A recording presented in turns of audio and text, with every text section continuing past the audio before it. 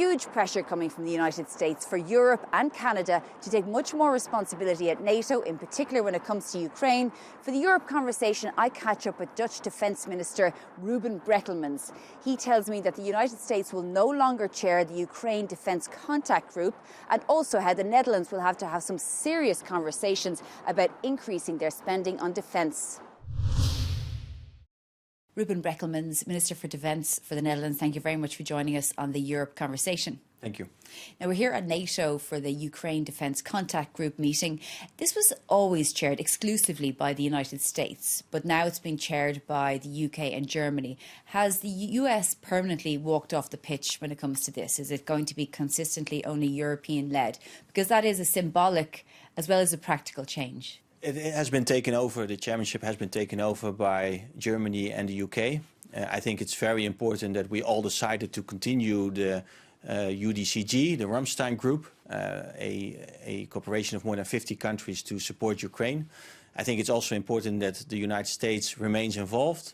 So today, virtually, Pete Hegseth, the American Secretary of Defense, was also joining and also sharing how the United States is keeps supporting Ukraine. But you're not concerned that the US is no longer chairing that?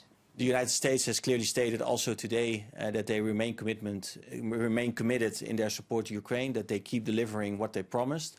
I think that's the most important thing. And I think it's good that two of the leading nations, the UK and Germany, have taken over this leading role also when it comes to the UDCG. And yet Steve Witkoff, the United States envoy or negotiator, is in the Kremlin today while Pete Hegseth was online. We also see the US putting much more pressure on the Ukraine when it comes to concessions during these peace negotiations. What's your own interpretation of this setup? We see a lot more reluctance from the Russian side to compromise and to talk seriously. So I think it is good that also more pressure is put on Russia because they need to compromise to a larger extent, I would say, but they need to compromise much more than they are currently doing. I think what's also very important is that we continue the support to Ukraine and that we step up our efforts. I was in Dnipro myself 10 days ago. I saw, it was the morning after a big air attack. I saw the impact with my own eyes. Also spoke to some of the generals there who are leading the Easter group of the Ukrainian forces. And they were telling us that the fighting is more intense than ever. And that Ukraine needs more and more support in order to be able to hold the line. And I think we need to do that because not only it's saving Ukrainian lives, but also if the position at the battlefield becomes stronger, then also the position of Ukraine becomes stronger at the negotiation table. And if the outlook for Ukraine improves and of Russia deteriorates, then of course Russia would also be pressured more to compromise. And I think that's important. Do you think any pressure has been put on Russia so far, though? It's hard for me to say because I'm not sitting there at the negotiation table. I don't know what the Americans are telling Russia exactly. I think it's very important that we keep the sanctions in place, that we also expand the number of sanctions, but also strengthen the functioning of the sanctions, because we now see that those sanctions are circumvented. So we should do much more also on this to make sure that those sanctions are more effective. But of course, there are more ways in which pressure could be put on Russia. I'm always in favor of that. For example, also looking at opportunities to use the Russian frozen assets to support Ukraine more, because that would put both pressure on Russia and also help to support Ukraine. Do you think Belgium or other countries are any closer to agreeing to that? Of course, there are some legal hesitations. There are also some other considerations. I think it is important that we keep looking creatively at opportunities in order to use those frozen assets. As I said, it is important because we need this continuous flow of military support to Ukraine. Because obviously the Netherlands has been a huge supporter of Ukraine with F-16s from a humanitarian perspective, from a legal perspective in terms of investigations into international humanitarian law breaches. But looking at your own government, there is a bit of a split. There was a €3.5 billion discussion within the government, within the parliament, and one of your political partners, Geert Wilders, was against supplying more money to Ukraine. Can you tell us a little bit about the situation that you find yourselves now in as a Dutch government with somebody, a senior partner, really against supporting Ukraine, and how will that fare in the long term? So we, of course, in the Netherlands, we have a coalition with 4 parties, and we created a coalition agreement. It took quite a long time in order to get there. But what we agreed upon is very clear, that our support to Ukraine is unwavering in any dimension, also in the military support. So over the last few years, our support has been 3.5 billion on average. And that's why we also decided that we will spend another 3.5 billion next year, and that we will accelerate and front-load that support so that we can already spend 2 billion of this year. Will the Netherlands have to maybe take money from elsewhere, other social services, health, education, housing and so on, to continue to pay for this, particularly at a time of such global instability when it comes to economics and finances throughout the world? If we want to spend increase our defense budget to a large extent, so of course there's now a discussion about increasing the NATO goal, and it's about serious numbers. So in the Netherlands we are around 2% now. That's what's in our budget. And if we grow to a much larger percentage, of course, agreeing on that in itself is not the difficult part, but how to fund that, how to finance that. And that will require political decisions that are difficult. There are 3 options in theory. You either raise taxes, you cut spending, or you raise your debt level. And those are all 3 are difficult political discussions. We are having some of those discussions now in the Netherlands, but that's only for next year. For us, an important moment is going to be the NATO summit in The Hague, in our country, for the first time in history.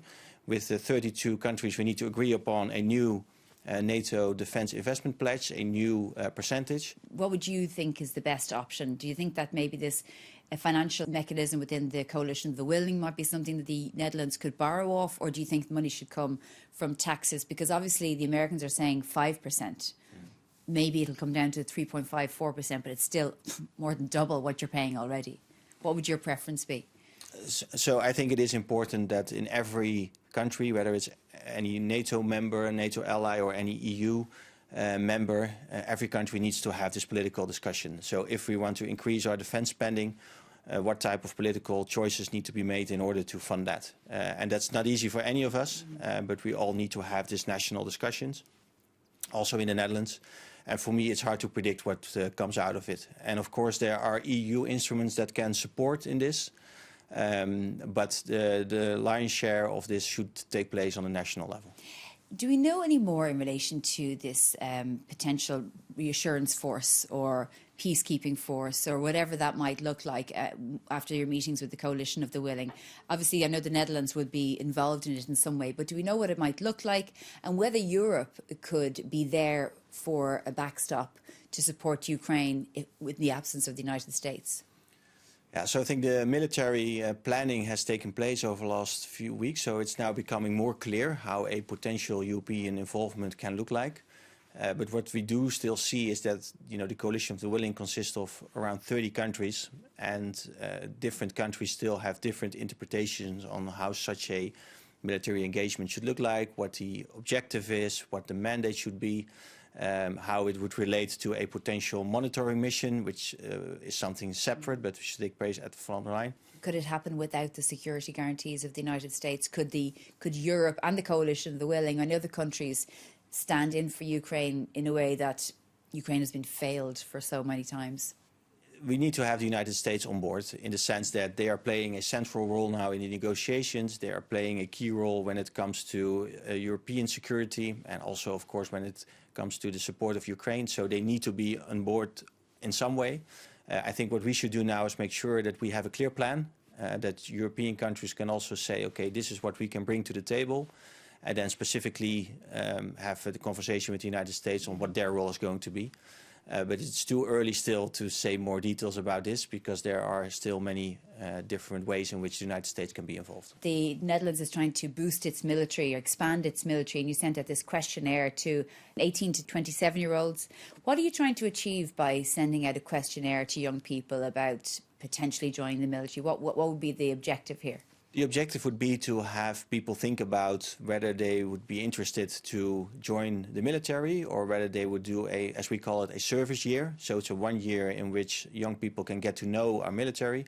And after that 1 year, they can decide whether they want to join or whether they want to become a reservist or whether they want to do something else. All options are still open. We don't want to have any subscription. That's not what we are going to do. We want to keep it voluntary. But this is a way to have young people think about, whether defense and whether the military would be something for them. But it's a seismic moment, isn't it, that you're doing that? So we need to grow in terms of budget. Of course, we are growing, but we also need to grow in terms of the material that we procure, but also in the number of people. We have currently around 75,000 people working for our Ministry for Defense. We need to grow towards 100,000. And on top of that, we want to have much more flexibility. So we need up to another 100,000 more, mostly reservists, to make sure that if tensions arise, that we will be able to mobilize more people in order to support our military. Do we know much about America's plans to potentially reduce the troop size in Europe from 100,000 to potentially 50,000 or somewhere in between? So far, they haven't announced any reduction. The US is committed to NATO. Also, when it comes to Article 5, they very clearly state that. But they also said that Europe should do much more, that it's not about burden sharing anymore, but about burden shifting. And what I see is a great willingness among European countries, including the Netherlands, to step up our efforts. And if then the United States over time decides to reallocate some of its resources to their own region, for their homeland defense, or to the Indo-Pacific or anywhere else, I think the most important thing is that we do this together and that we create a shared plan in which they are able maybe to shift some of their resources to other parts of the world, and we as European countries can gradually take over some of those resources. But we need to keep the United States on board. They will remain essential to our security. But I think it's also in the interest of the United States to keep NATO strong, and that's also what they always state. Okay, well, Ruben Brekelmans, Minister of Defence for the Netherlands, thank you very much for joining us on the Europe Conversation. You're welcome.